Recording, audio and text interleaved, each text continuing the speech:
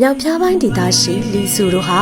ဘူတာကိုလောခေါင်နဲ့စိန်လုံးတောင်တန်း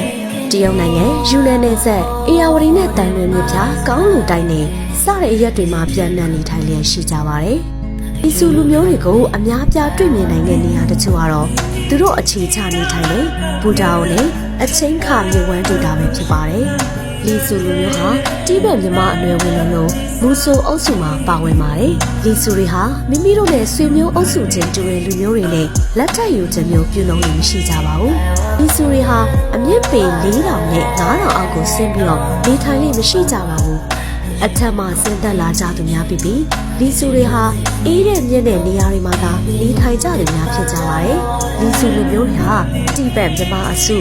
လူမူဆိုးအုပ်စုခွဲမှာပါဝင်တဲ့လူမျိုးတွေဖြစ်ပါတယ်။ဒီစုတို့ကိုရှမ်းပြည်နယ်နဲ့ကချင်ပြည်နယ်နှစ်နေစလုံးမှာတွေ့ရပါတယ်။ရှမ်းနဲ့မြန်မာတွေကလီရှောလို့ခေါ်ဆိုကြပြီးလေတချို့လူမျိုးစုတွေကတော့လီဆိုးလို့ခေါ်ကြပါတယ်